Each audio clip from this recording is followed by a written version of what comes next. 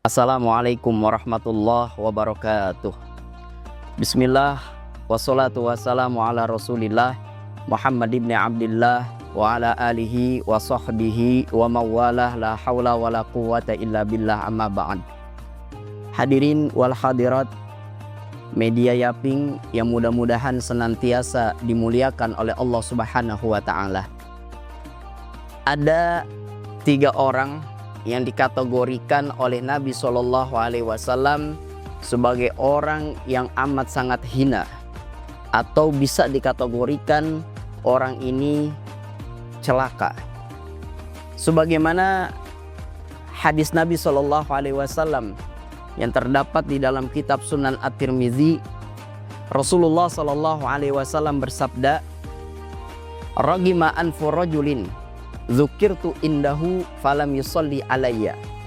Yang pertama, kata Nabi SAW, sungguh sangat hina atau celaka orang yang disebut nama Nabi Muhammad SAW namun dia tidak bersolawat kepada Nabi SAW.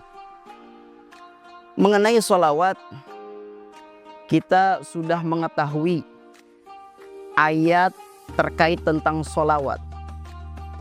Sebagaimana Allah Subhanahu wa ta'ala berfirman, "Innallaha wa malaikatahu yusholluna 'alan nabi ya ayyuhallazina amanu shollu 'alaihi wa sallimu taslima." Melihat ayat ini bahwa Allah dan malaikat-malaikat Allah Subhanahu wa ta'ala bersolawat kepada Nabi sallallahu alaihi wasallam. Di dalam tafsir Al-Qurtubi ini ayat dijelaskan. Yang pertama, as-salatu minallah ar-rahmah, was-salatu minal malaikati al-istighfaru, was-salatu minal ummati ad-du'a'u. Solawat jika dari Allah Subhanahu wa ta'ala, maka solawat itu bermakna rahmah. Solawat jika dari malaikat-malaikat Allah Subhanahu wa ta'ala, itu maknanya istighfar. Solawat kalau itu dari umat Nabi Muhammad SAW, maka maknanya adalah doa. Melihat ayat ini dan penjelasan daripada solawat, kita sebagai umat Nabi SAW dianjurkan untuk memperbanyak solawat kepada Nabi SAW. Terlebih, salah satu ibadah yang memang punya potensi besar diterima oleh Allah Subhanahu wa ta'ala adalah solawat. Ada sebuah bait, "Adimis sholata 'alan nabi sallallahu alaihi wasallam faqabuluha hatman bi ghairi taraddud wa a'maluna bainal qabuli wa raddiha illa sholata 'ala nabi sallallahu alaihi wasallam." Teruskanlah membaca sholawat kepada Nabi sallallahu alaihi wasallam, maka diterimanya sholawat itu pasti tanpa ragu.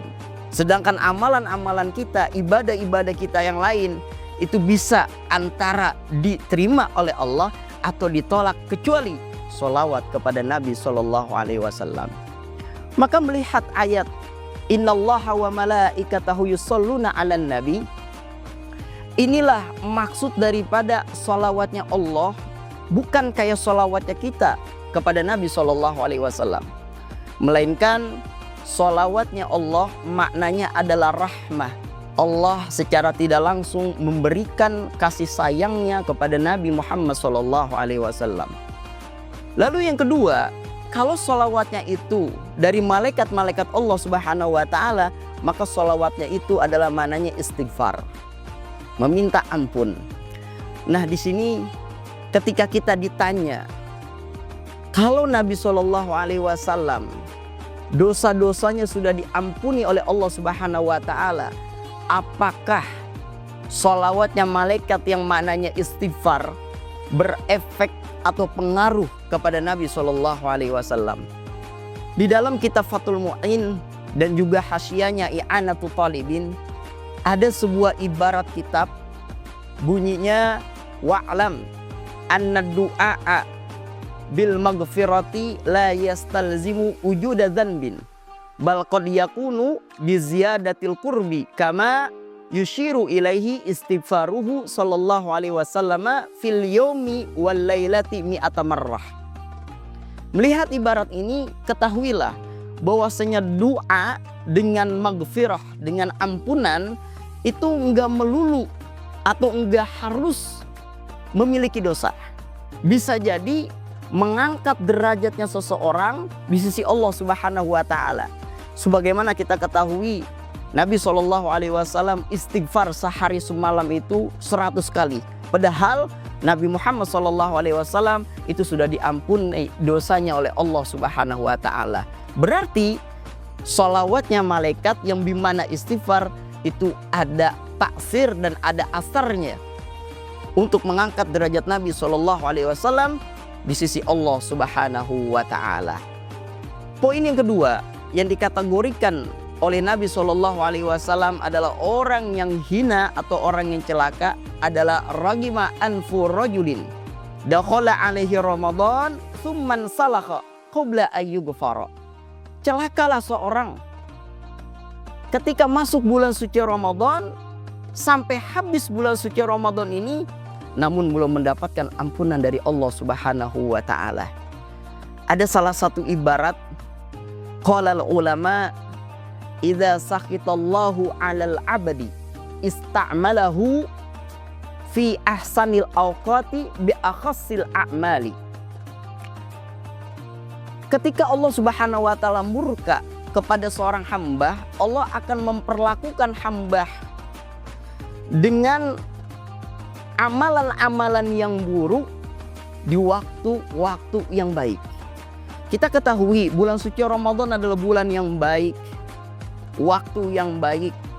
Ketika di bulan suci Ramadan ada seorang hamba yang tidak meningkatkan kualitas amalan-amalan baiknya, malah justru melakukan amalan-amalan buruk, itu petanda Allah Subhanahu wa taala murka kepadanya. Dan ini masuk kategori hadis Nabi, ragima anfu rajulin, celakalah, rugilah, buruklah seorang tersebut dakhala alaihi Ramadan, sudah masuk bulan suci Ramadan, tsumman salakha, sampai berakhirnya bulan suci Ramadan qabla ayyughfara, malah justru belum mendapatkan ampunan Allah Subhanahu wa taala. Dan yang ketiga yang dikategorikan oleh Nabi, orang yang hina, orang yang celaka, orang yang buruk, ragima anfu rajulin adraka indahu abawahul kibar falam yudkhilahu al jannah. Seorang yang masih memiliki kedua orang tuanya, namun kedua orang tuanya tidak bisa memasukkan ke dalam surganya Allah Subhanahu wa taala. Memang kalau kita melihat hadis ini, bahwa yang memasukkan seorang ke dalam surga Allah adalah Allah.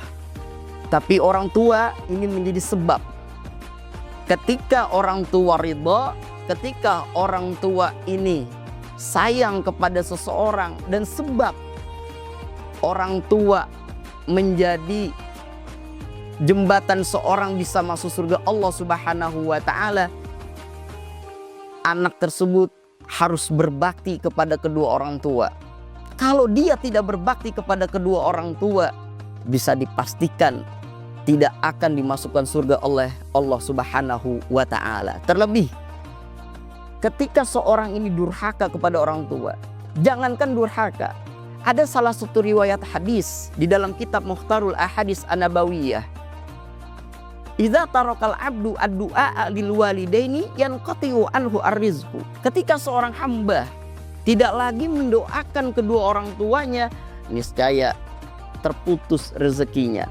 Kalau kita melihat hadis ini, tidak mendoakan kedua orang tua saja rezekinya diputus oleh Allah Subhanahu wa taala, apalagi sampai seorang anak durhaka kepada kedua orang tuanya. Maka boleh jadi Nabi SAW bilang amat sangat hina, amat sangat celaka, amat sangat buruk ketika seorang anak tidak lagi bakti kepada kedua orang tuanya.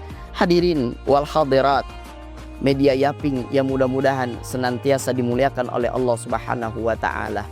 Mudah-mudahan melalui hadis Nabi SAW ini Allah Subhanahu wa taala menjaga kita supaya tidak terjerumus kepada 3 orang yang diklaim, yang dikategorikan hina oleh Nabi SAW. Semoga di puasa di bulan Ramadan ini Allah Subhanahu wa taala berikan kita taufik, berikan kita hidayah, dan semua amalan-amalan ibadah kita, baik yang wajib maupun yang sunnah, kita berharap semuanya bisa diterima oleh Allah Subhanahu wa taala. Terima kasih.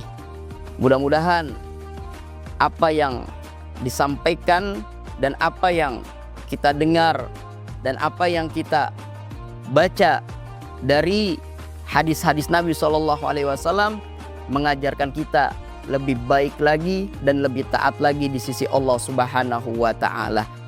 Para hadirin jamaah Media Yaping yang mudah-mudahan senantiasa dimuliakan oleh Allah Subhanahu wa taala.